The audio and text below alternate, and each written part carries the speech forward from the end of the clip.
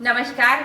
આજે આપણી સમક્ષ એક એવી હસ્તી કે જેમને ગુજરાત શૈક્ષણિક સાંસ્કૃતિક મંચ દ્વારા લાઈફ ટાઈમ અચીવમેન્ટ એવોર્ડ એનાયત થયો. તો આજે આપણે એમને મળીએ. સર, આપ આપનો પરિચય જણાવશો? નમસ્કાર, મારું નામ છે ભગવતદાન ગુલાબસિંહ ગઢવી. સુરેન્દ્રનગર જિલ્લાની પાટડી તાલુકાની ઝાડિયાણા પ્રાથમિક શાળામાં મદદનીશ શિક્ષક તરીકે હું કામ કરું છું અને વ્યવસાય શિક્ષક અને શોખથી લોક સાહિત્ય પણ હું પીરસું છું. ખૂબ સરસ. આપને ગુજરાત શૈક્ષણિક સાંસ્કૃતિક મંચ તરફથી life time achievement forum award એનાયત થયો. તો આપ શું અનુભવ કરો છો? ખરેખર જ્યારે એનાઉન્સમેન્ટ થયું, મને જાણ થઈ, ત્યારે મારી ખુશીનો કોઈ પાર નહોતો. એટલા માટે કે એક સુરેન્દ્રનગર જિલ્લાના રણકાંઠે આવેલી છેવાડાની અંતરિયાળ શાળામાં કામ કરતા શિક્ષકની નોંધ ગુજરાત લેવલનું, રાજ્ય લેવલનું શૈક્ષણિક સાંસ્કૃતિક મંચ નોંધ લે છે અને એવી રીતે નોંધની અને મારા નામની પસંદગી કરી ત્યારે ખરેખર મને ખૂબ રાજીપો થયો. ખૂબ સરસ. આગળ વાત કરીએ તો આપની પસંદગી એવા કયા વિશિષ્ટ કાર્યો થકી આપની આ એવોર્ડ માટે પસંદગી કરવામાં આવી છે? થોડો પ્રકાશ પાડશો? જી, ખૂબ સરસ પ્રશ્ન.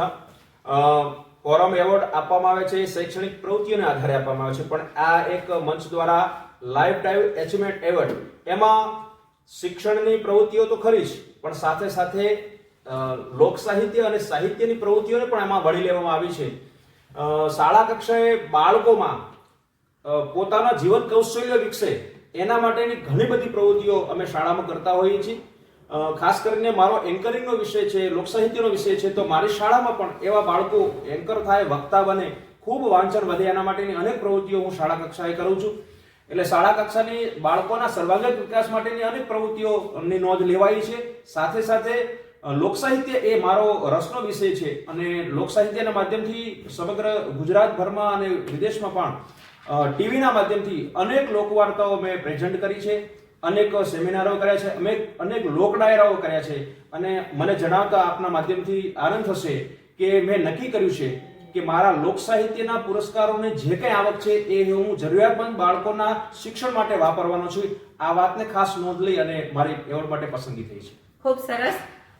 સર, આપ લોક સાહિત્યની વાત કરો છો તો એવી લોક સાહિત્યની એકાદ બે પંક્તિ લલકારી શકો? જી જી જી, મને ગમતી ખૂબ સરસ પંક્તિ દાન અલગારી લખે છે કે મોજ મારે હું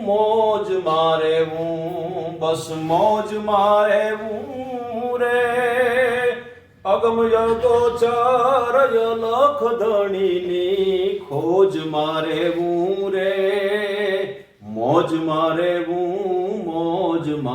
હું બસ મોજ મારે હું રે. વાહ. ગુજરાત શૈક્ષણિક સાંસ્કૃતિક મંચ વિશે આપ શું કહેવા માંગો છો?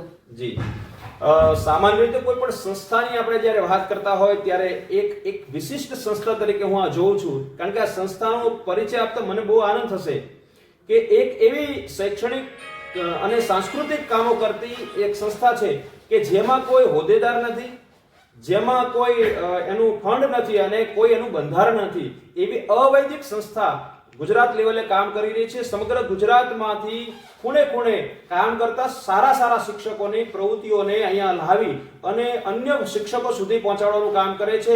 એટલે મને એવું લાગે છે કે પોતાના નિજી વ્યવસાયમાં કામ કરતા શિક્ષકો ક્યારેક વહીવટીના કારણે ક્યારેક કંટાળો અનુભવતા હોય ત્યારે એ અહીંયા આવી અને આ વિચારોનું શેરિંગ કરે છે. એટલે સતત પ્રોત્સાહન અમને મળતું રહે છે. ત્યારે હું કહીશ કે અમારા માટે આ સંસ્થા છે એ શિક્ષકો માટે નોળવેલનું કામ કરે છે.